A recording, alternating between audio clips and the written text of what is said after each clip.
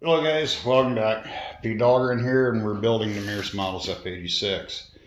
Now, one thing I'm doing now is that the building of the actual airframe is actually done. Parts are sitting here, this and that.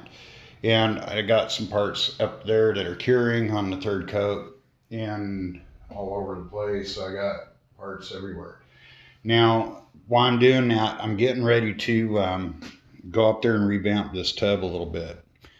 And in order to do that, I had a lot of trimming to do because I did actually go in and actually glass.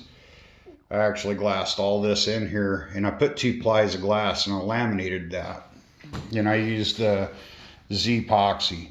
This has become extremely rigid, and it actually moves very smooth. But I did have to trim out this window.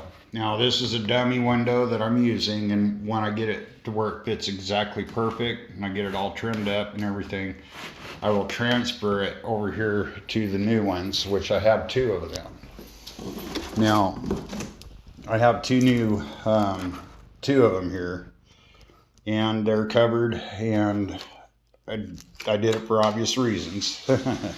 But anyway, one is slightly thinner, but the one thing is, I'm not trying to save any weight when I do my do the cockpit. Excuse me. The actual airplane is very tail heavy at this point, and so I'm looking at this from the front view, and I've actually been able, with having these parts now, I can actually come in and actually get this profile and show you exactly why I raised the nose of this airplane. If you look at it with the canopy on there, it actually does have a very distinct profile. And when you look at it, it actually does come around like the real one, just a little bit like this, in these contours. And the only way you can do that is to continue to trim these until they fit perfectly. And looking at it, it's very, very impressive. Now that is not glued. This vent is not glued in there. It's just, I just put some 2-way tape on it just to get the fitment and make sure that this was actually going to roll out real nice. So once it comes out, it opens this much, and it's actually just right. Now what I'm doing here is I'm going to make this this instrument panel. I got to sand it and get it fit. I've got it off a little bit, but there's some pieces in here that I need to get in and really start dremeling out. And it's like I told you guys a while ago, behind here, this is nothing more than a brace to keep this from moving around. And it worked. But now that we're getting all this done, I'm going to cut the bulk of this off, and I'm going to come back in here and trim this and get this step down done. And that means I've got to come in and do a lot of Dremel work and clean up and everything else in here, which is something I knew I was going to have to do it, but I didn't want to do it until I had all the parts here, which makes absolute sense. This does sit a little bit long, and I don't know what I did with the front windshield. It's here someplace, and hell, I don't know what I did with a lot of things here. So anyway, I got a mess. But before I get too crazy about everything here, really need to get the shop cleaned up today, get everything, all that goes into this airplane. And I have just got a disaster. And so I'm driving myself nuts and need to clean up the place, get it all kind of neatened up, and look for all the stuff that I'm not really finding. But the one thing is, a lot of this stuff I'm going to take upstairs. I'm going to actually do all the painting down here preliminary, but then I'll take certain parts like this off and that. And the one thing I do want to do here is I'm going to have to, once I get the windshield, actually get the inside of this frame painted, which is going to take a lot of sanding and a lot of cleaning up to do on that. What I will do is then I'm going to take and I'm going to go down to the bolt store. Of course, I've got edges to clear up here and clean up and get this done. And then what I will do is I will primer, and because I did have to glass this, I've got some, I never did anything with this part. except for prime it. And once I do that, then I can come back in, and then I'll be able to drill this with needle nose pliers and a screwdriver. I'm going to be putting in probably 100 screws in that. So it's going to be part of my detailing. There are things that I'm going to be doing on the inside in here that are going to be, there's some actual rods. There's a big rod that I will put in through there.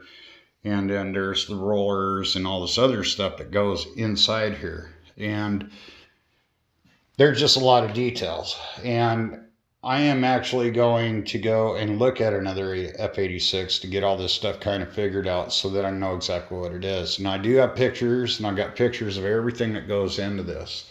There's a lot of handles. There's a lot of little things that I will be putting in here by using aluminum rods and Plastistructs. I'm going to be using a tremendous amount of Plastistructs to be building certain things in here. There are certain little parts in there and little rods and all that stuff to go, and it's just going to take some time, but then I'm going to have to build them into modules.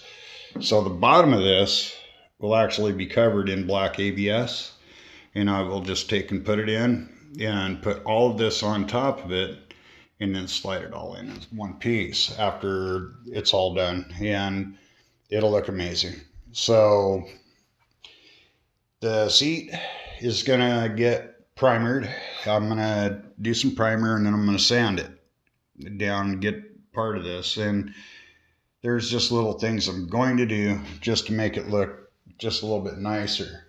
Now I do have some scrap pieces that I'm gonna try to work with, but I'm not going to get too overly crazy on a lot over sanding and detailing these things, because it doesn't shine anyway. It's all going to be done in a semi-gloss black, and it's going to kind of have a velvet kind of finish. And then I'm going to dry brush and do little things like it, and just typical modeling techniques that we'd use on plastic models and stuff like that. And if you're not real familiar with any of that stuff, I would invite you guys to actually start looking at Alex Modeling. He's a friend of mine, and this guy just does some amazing stuff with paintbrushes, airbrushes, and all this other stuff. And he builds some really realistic 48, 72 scale, you name it. And he's just really an amazingly talented builder for plastic models. But his techniques are going to be like this for washing and other things like that. And it's like getting pastels and Zippo lighter fluid and just touching things up to get it dirty. And it really makes a tremendous amount of difference in the look of the model by washing and stuff like that. You'd want things to look dirty, and you want them to look used, because airplanes are not clean, guys. So believe me, I work on quite a few of them, and they're always just disgustingly dirty. So they leak, they do things that just go against all of the other things. But when you get in and you start looking at things, you're going to see where a lot of the things I did were guesswork, and they were not afterthoughts. It was just planning, because to get these parts made to quarter scale was not an easy task. And it's not easy just to go out and buy these things. But if you're interested in it, tell them I sent you from Mears Builders or whatever, and have him make you a set. He's got all this stuff, and his work is well worth it. This is about $200 worth of parts in here so far with everything, and well worth the money. There's a lot more to do in here, obviously, but the one thing that is just absolutely amazing about all this build is the fact is that now that we've got it. And once you see these things start to get trimmed, you're going to see that this actually does curve and run around a little bit. And it's actually just a really amazing piece. And Maguro Models made the fiberglass frames. And I'm just going to blow this guy up for a second, because his work is absolutely fantastic. It's his quality and workmanship. And some of you guys that are watching this have this fiberglass frame. But what I did is I actually did, because I changed it because he built it for the sport jet to fit the sport jet. I actually dropped this down 3/8 of an inch. This whole thing is actually raised. So I changed it knowing that I needed to. Now, another thing that I'm going to do, because I went through all the trouble to do all this, and believe it, yes, there is a hump here, guys, and it's supposed to be there. And so another thing that I'm thinking of doing here is actually cutting this very carefully up. And I'm going to sharpen this. I just decided that this is a part that is just, it's not corrected. This is good here, but it does actually swing in here. So what I'm going to do is I'm actually going to take and actually cut this piece out and actually make it sharp.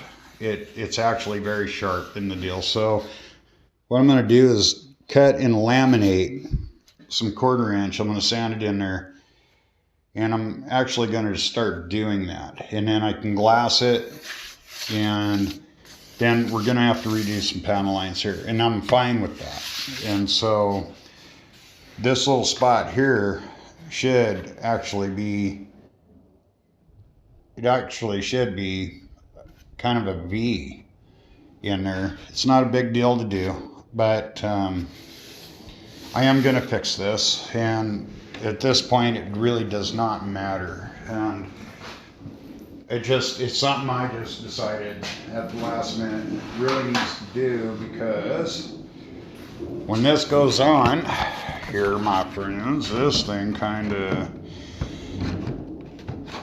it slides in real nice and neat. But putting this in, this needs to come up sharper to the point here. So, and the reason they didn't do this is because it's part of the backbone structure. It was supposed to, and the one thing I want to reiterate with you guys, and some guys are just kind of like, oh wow, I didn't know that. Anyway, the main thing here, guys, is that, yes, and by the way, I got some work to do in there. They're not glued in, but one side.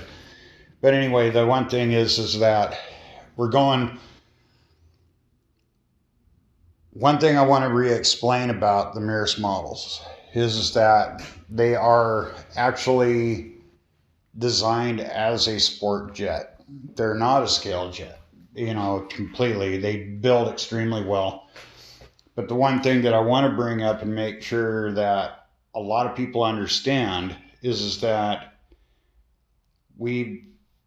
I took this a step further just to make it actually a lot neater to work with, because I added a lot of things the jet just does not have, and I did on like speed brakes and stuff like that, because of the fact is I wanted this to be a little bit more realistic than what is offered in the short kit. And one thing is that a lot of guys are kind of under thinking, well, that isn't right and that isn't right. I'd buy it if it was more scale. Well, I'm telling you right now, my friends, that when you buy this jet, you're going to be adding a lot of things to it to make it the way you want it. And basically you're buying an airframe kit that is already pretty much as a very strong resemblance of the F-86, but what you in fact bought was a sport jet, and it's going to take a little bit of work in order to get this thing to lose its sport jet character. But it's not hard, and there's a lot of things that a lot of guys have asked about, and there's a lot of things, a lot of guys have changed a lot of things, and it just takes time. It's about how much you are willing to put into these jets to get them to look amazing. And one of the biggest things you want to be doing is actually looking for references And I just bought another model. Now, when you look, I need to find the other half. And when you look where all these lines actually are, in fact, on there, you're going to see that they sharpen up. Now, this is an F model, and you got to remember that I'm building an A, and the F model had a moving horizontal stab, and the back was a little different. The A did not have that, and it had a little point on the back. And as you can see, there's a light that goes right there, and we got a little bit more work to do. But the stabilizer, the whole entire stabilizer did not move. And it was one of those deals, but it did come sharper as a point. And this actually does, when you look at it, it actually does in fact have that flat characteristic of it. Now, this line that goes from here on the A models is a little bit different. And this actually does blend. It should blend more. If you look on here with the dust on here, it could actually blend, but it's not going to blend like you're thinking. Okay, so it's going to blend, but up there, and you're going to get that part in there to do this. But I built mine as an A, and it's actually a little bit there, but you would look at this as being a deal, and then you would want this body line on this here to actually follow it up to here. And so, and this would be, so basically what you're looking at is coming up to here, and this would give this a whole lot sharper thing. So what you could do is actually go in and blend this down and fill this so that it actually does get a gradual deal. And it could make or break the jet. It's up to you on what you're going to go. So I'm actually considering changing this up to get, like we're talking about, to get that to look a little bit more like that. I would actually go through and actually take, and you're going to follow this body line needs to blend right to here, all the way up to here. And that means that this would get a little bit of filler in it and done, which means, yes, we got to reduce some body lines and some panel lines. But these are all things I want you guys to consider. Now, am I going to do that to this jet? Not on your life. I actually could fix that body line on there very easily, but I'm not changing my tail. And so this is the way this one's going to be.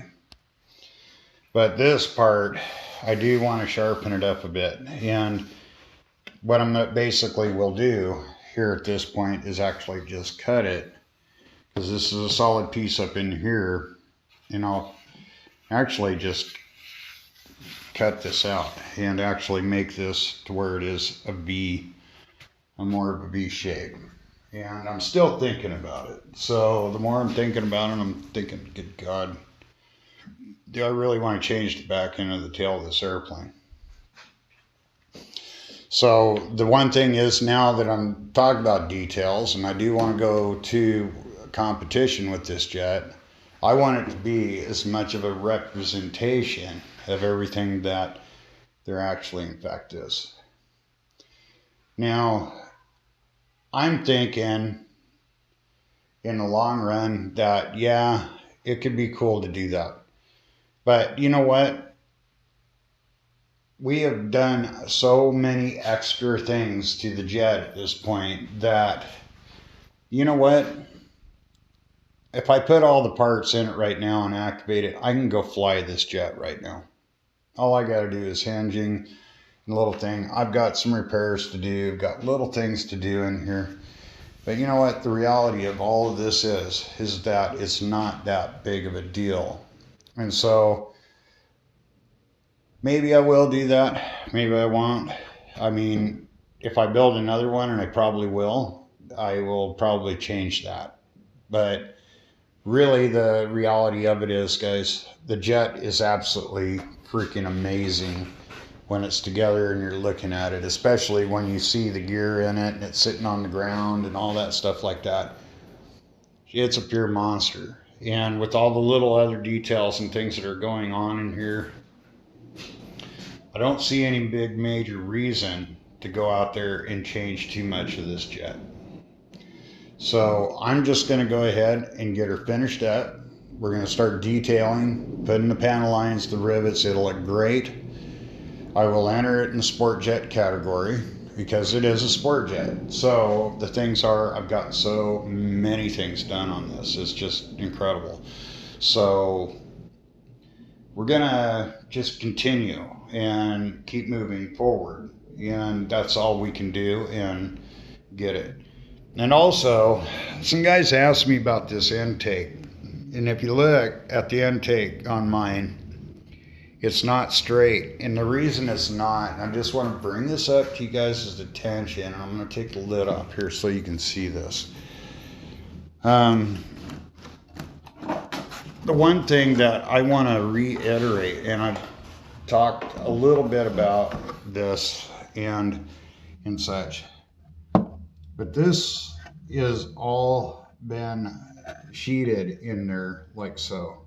And I would recommend highly that you guys do this when it's apart and before you start sheeting the outside.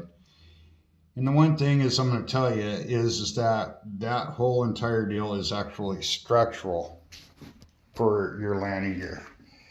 And I've seen guys that are actually taking and actually sandwiching these parts with carbon fiber.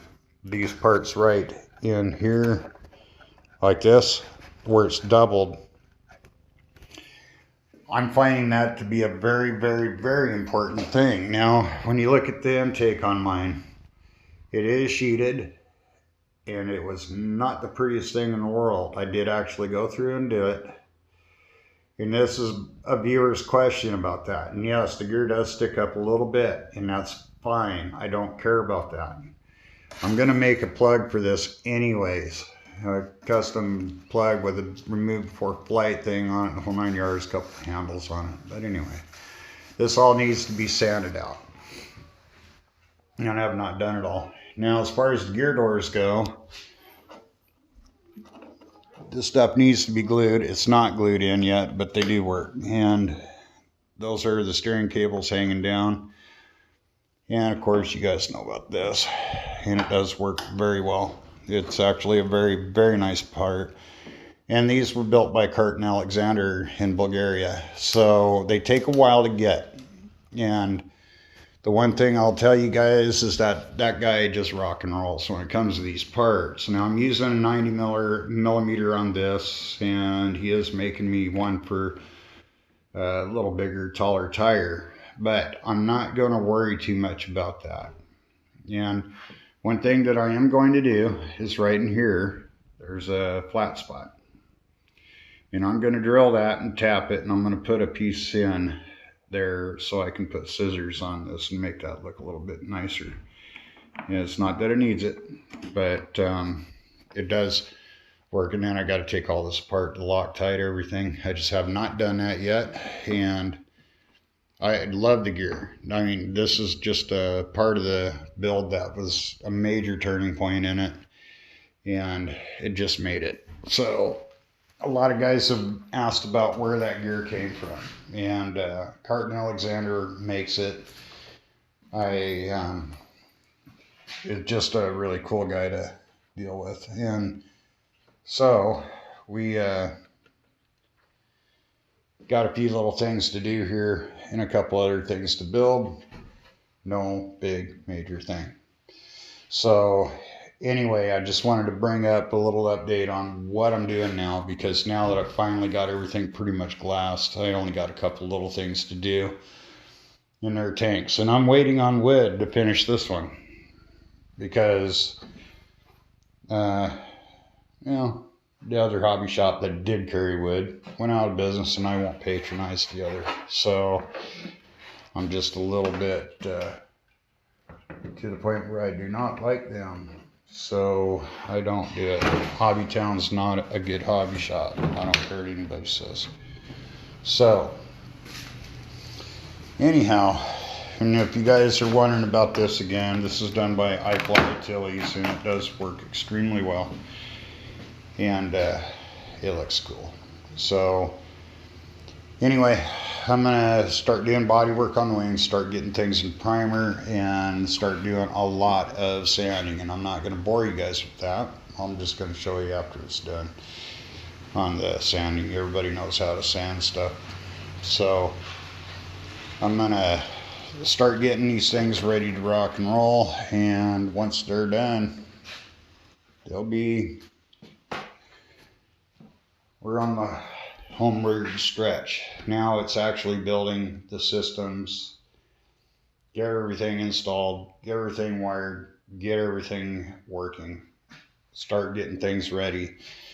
We're going to start working on stuff like the engine and start getting everything else. So this is kind of a part of the series, the new series here, where I would urge a lot of you to actually kind of pay attention to it, because of the fact is there's going to be a lot of things you're going to miss if you don't. And we'll get it. And here's my front windshield. I'm going to have to trim out. We'll put that in there just to show you how all this stuff just kind of slides in. And once it's in, it's in. This is filthy dirty. And it's like I said, I've got another one, but I do need to do some trimming, getting other things working. And so it'll be nice when you look in it and you'll actually see the bolts and a lot of these parts. And we'll just start working it. Anyways, thanks for watching, guys, and we'll see you in the funny papers.